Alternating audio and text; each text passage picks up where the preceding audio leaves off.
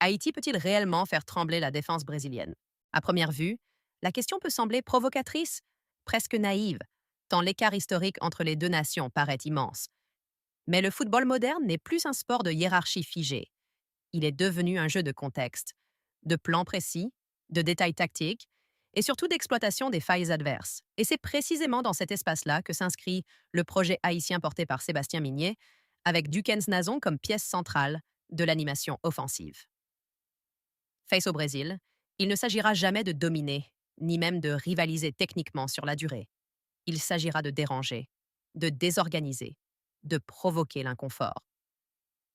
Et pour comprendre comment Haïti peut exister dans ce type de confrontation, il faut d'abord déconstruire un mythe. La défense brésilienne n'est pas invulnérable.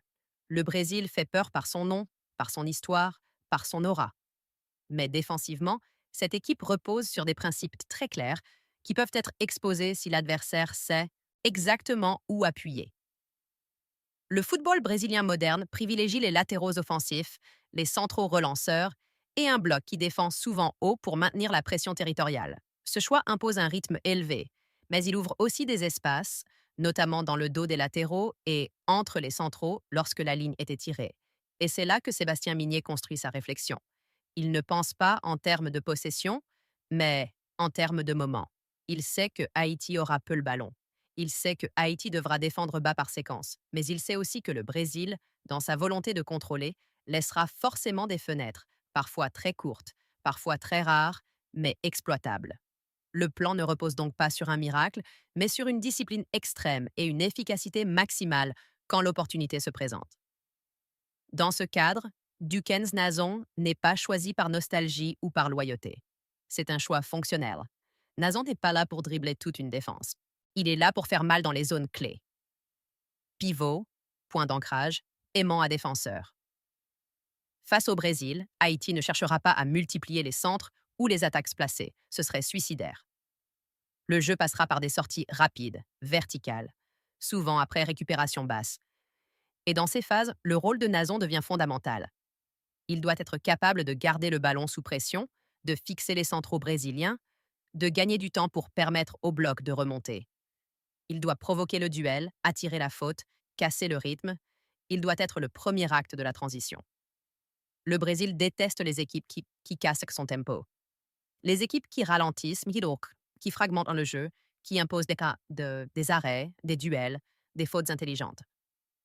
C'est exactement ce que Nazon sait faire. Il n'est pas le plus rapide, mais il est puissant, intelligent dans l'utilisation de son corps et expérimenté face à des défenses agressives.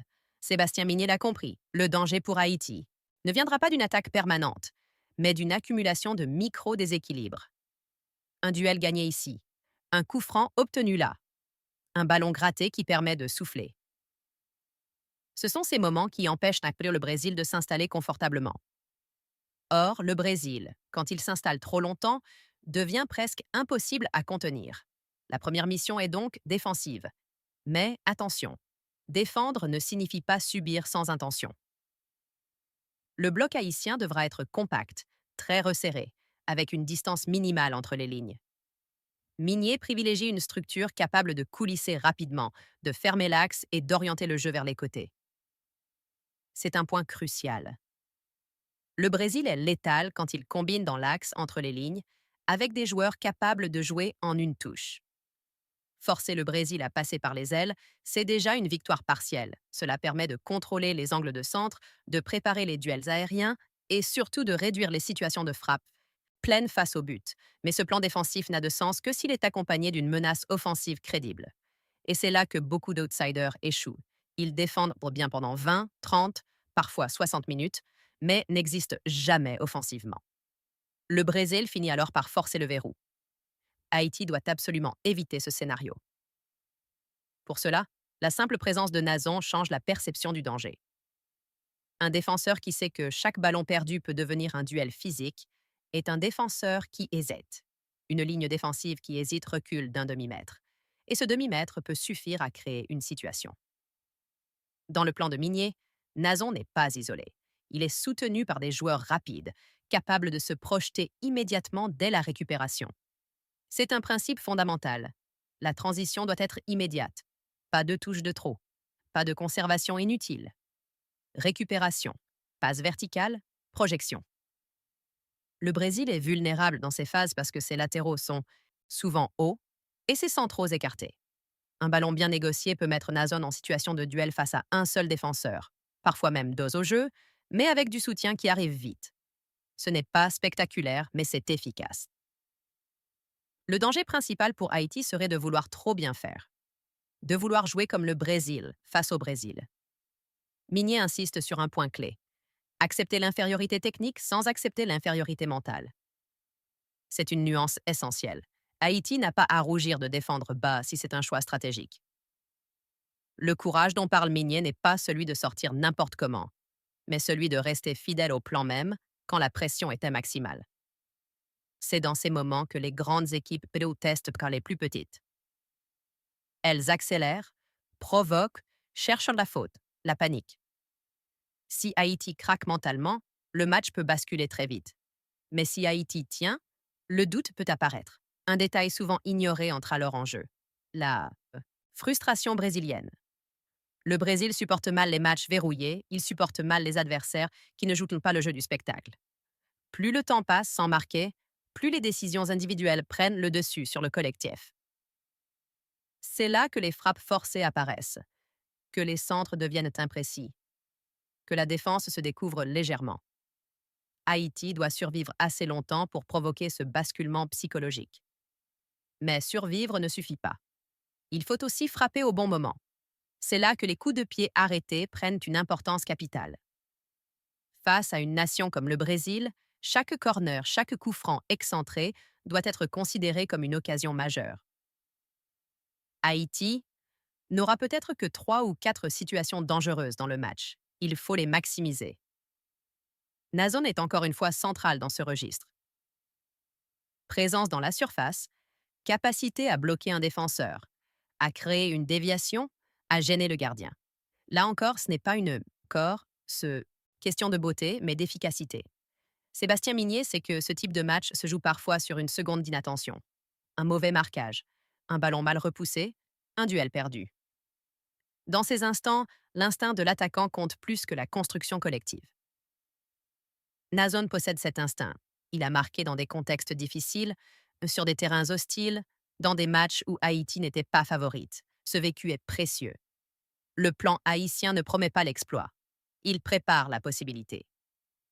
L'objectif n'est pas de choquer le monde par la possession, mais de rester dans le match le plus longtemps possible, de faire douter, de transformer chaque minute sans encaisser en victoire mentale. Et si l'occasion se présente, de la saisir sans trembler. C'est là que le football devient imprévisible.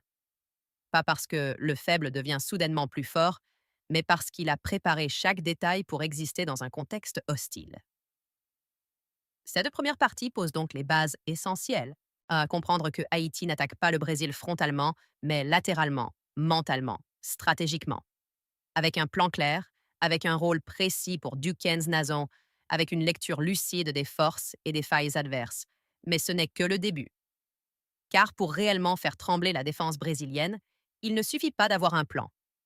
Il faut comprendre comment ce plan peut évoluer pendant le match, comment s'adapter, comment surprendre quand l'adversaire croit avoir tout verrouillé. C'est exactement ce que nous allons analyser dans la deuxième partie, en entrant encore plus profondément dans les ajustements tactiques, les scénarios possibles et les moments clés où Haïti peut réellement faire vaciller le géant brésilien, l'adaptation en cours de match. Face à une nation comme le Brésil, aucun plan ne survit intact aux 90 minutes. La capacité à lire les moments, à ajuster sans paniquer et à exploiter les micro-failles devient déterminante. C'est précisément ici que l'expérience de Sébastien Minier et l'intelligence de jeu de Dukens Nazon peuvent faire basculer la rencontre dans une dimension inattendue. Le Brésil commencera presque toujours avec une idée claire: imposer son rythme, étouffer l'adversaire, installer le jeu dans le camp haïtien dès les premières minutes. La pression sera immédiate, non seulement technique, mais psychologique. Haïti devra accepter cette entame sans chercher à répondre par l'orgueil. Sortir trop haut, trop tôt, serait une erreur fatale. Le premier quart d'heure est une phase d'observation active. Le bloc haïtien doit rester bas, compact, discipliné, mais surtout calme. Le message de Minier est simple. Le match ne se gagne pas dans les 15 premières minutes, mais il peut s'y perdre. La priorité absolue est de survivre sans encaisser. Si Haïti traverse ce premier temps fort brésilien sans dégâts, un premier signal est envoyé. Le Brésil comprend alors que le match ne sera pas une promenade. C'est souvent à ce moment que, souvent, le comportement individuel des joueurs brésiliens commence à évoluer. Les latéraux montent encore plus haut. Les centraux prennent plus de risques à la relance. Les milieux tentent en des passes plus verticales. Ce sont ces ajustements qui créent les premières brèches potentielles. Dans ce contexte, le rôle de Dukens Nazon évolue subtilement. Il ne s'agit plus seulement de fixer, mais de lire quand presser et quand temporiser. Un pressing mal déclenché expose l'équipe. Un pressing intelligent, en revanche, peut provoquer une erreur rare mais précieuse. Minier demande à Nazon de ne jamais presser seul. Il est le déclencheur, pas l'exécutant. Son mouvement indique au bloc quand avancer de 5 mètres, quand fermer une ligne de passe, quand forcer la relance longue. Le Brésil déteste être obligé de jouer long sans préparation. Cela casse son rythme et l'expose à des duels aériens qu'il maîtrise moins que son jeu au sol. C'est ici que Haïti peut gagner des mètres sans toucher le ballon. La gestion du tempo est une autre clé majeure. Face au Brésil, chaque arrêt de jeu devient stratégique. Un coup franc obtenu, même à 40 mètres du but adverse, est une occasion de respirer, de replacer le bloc, de faire monter les lignes. Minier insiste énormément sur cet aspect. Un outsider qui ne sait pas ralentir le jeu est condamné. La frustration brésilienne n'est rarement d'une domination inefficace, mais d'un adversaire qui refuse de se laisser enfermer dans un rythme imposé. Nazan, par son jeu dos au but, est un outil parfait pour provoquer ces pauses. Il protège le ballon, obtient des fautes, fait parler son corps. Plus le match avance, plus ces détails comptent. La fatigue n'affecte pas seulement les jambes, elle affecte la lucidité. Et c'est dans ces moments que les équipes organisées prennent un avantage inattendu. Un autre élément fondamental du plan haïtien est la lecture des zones faibles temporaires. Le Brésil attaque souvent avec beaucoup de monde, mais il n'est pas toujours parfaitement équilibré défensivement. Selon le profil des latéraux utilisés, certains côtés deviennent plus exposés que d'autres. Minier prépare ses joueurs à identifier ces moments précis. Un latéral brésilien qui vient de multiplier les projections est plus vulnérable au replacement. Un milieu qui monte pour presser laisse parfois un espace derrière lui. Haïti doit être capable de reconnaître ces signaux et de réagir instantanément. C'est là que la vitesse d'exécution devient plus importante que la qualité technique pure. Une passe juste, au bon moment, vaut plus qu'un dribble de trop. La transition offensive haïtienne doit être chirurgicale. Dans ces phases, Nazon devient un point de fixation temporaire. Il attire un central, parfois deux, libérant ainsi un couloir pour un partenaire lancé. Le Brésil défend mieux en zone qu'en duel prolongé. Créer un duel, c'est déjà créer une incertitude. Créer une incertitude, c'est déjà créer une opportunité. Il ne faut pas se tromper d'objectif. Haïti ne cherche pas à multiplier les tirs.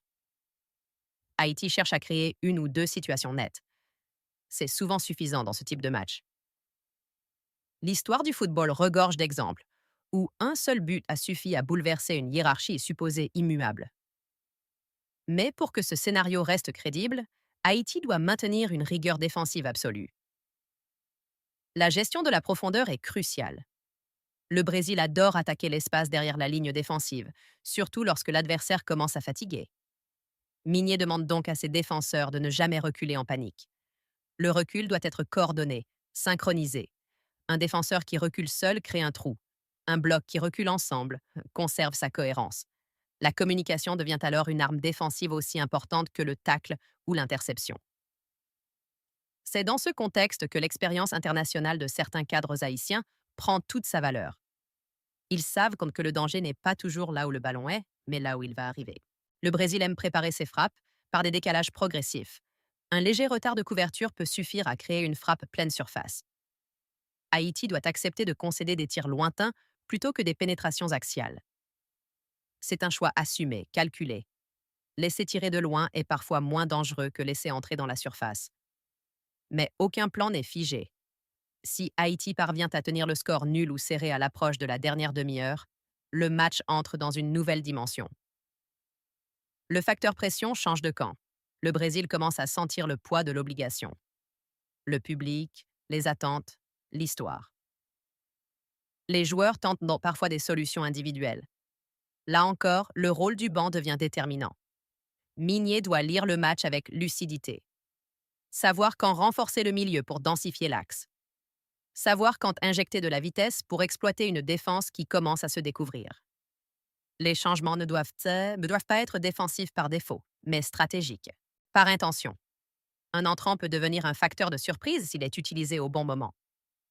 Nazo, dans ce scénario, peut aussi changer de rôle. S'il a beaucoup donné, s'il a fixé, pressé, provoqué, il peut devenir une arme de fin de match ou laisser sa place à un profil plus rapide, selon la configuration. Mais même dans ce cas, son travail aura déjà pesé sur la défense brésilienne. Un défenseur fatigué prend moins de bonnes décisions. Un milieu épuisé défend moins bien les transitions. Ce sont des vérités simples mais fondamentales. Le football de très haut niveau se joue souvent sur l'usure progressive, plutôt que sur l'explosion spectaculaire. Un autre aspect souvent sous-estimé est l'impact émotionnel.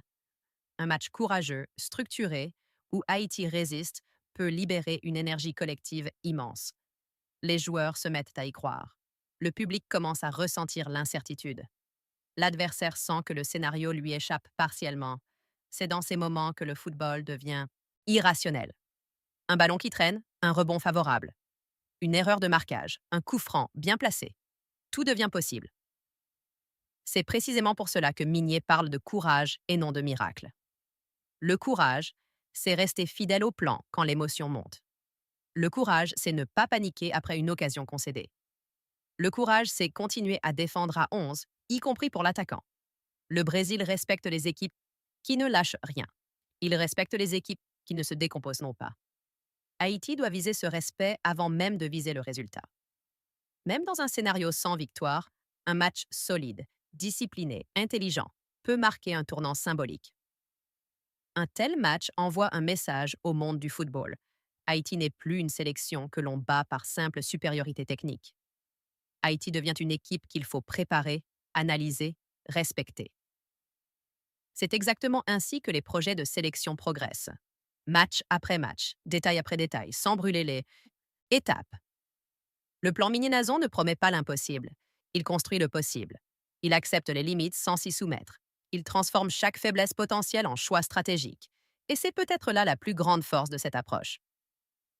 Face au Brésil, Haïti n'ira pas chercher une victoire romantique. Elle ira chercher une performance intelligente, une performance capable de faire douter, de faire réfléchir, de faire parler. Et parfois, dans le football, c'est précisément ce genre de performance qui ouvre la porte à l'histoire. Car le football ne récompense pas toujours le plus fort. Il récompense souvent le plus lucide, le plus discipliné, le plus courageux. Haïti peut-elle faire trembler la défense brésilienne? La réponse n'est pas dans les statistiques, ni dans les noms, ni dans le passé. Elle est dans l'exécution d'un plan clair, porté par un collectif discipliné et incarné par des joueurs qui acceptent leur rôle avec intelligence. Et si Haïti parvient à rester fidèle à cette identité, alors oui, le Brésil peut trembler. Non pas de peur, mais d'incertitude. Et dans le football, l'incertitude est toujours le début de quelque chose de grand. Ce match n'est pas seulement une confrontation entre Haïti et le Brésil. C'est un test de maturité, une affirmation d'identité, une étape dans la construction d'un football haïtien plus exigeant, plus lucide, plus respecté. Sébastien Migné ne promet pas des miracles. Il construit une méthode. Dukens Nazon ne cherche pas la lumière. Il incarne une fonction. Et autour d'eux, c'est tout un collectif qui apprend à croire sans se mentir. Haïti n'a pas besoin de dominer pour exister. Elle a besoin de comprendre, de résister, d'exploiter. C'est ainsi que les écarts se réduisent. C'est ainsi que les nations grandissent. Et quelle que soit l'issue, ce type de match laisse toujours une trace. Il élève les standards, il forge les mentalités, il prépare l'avenir. Le football haïtien avance. Et quand une équipe avance avec lucidité, discipline et courage, elle finit toujours par surprendre le monde.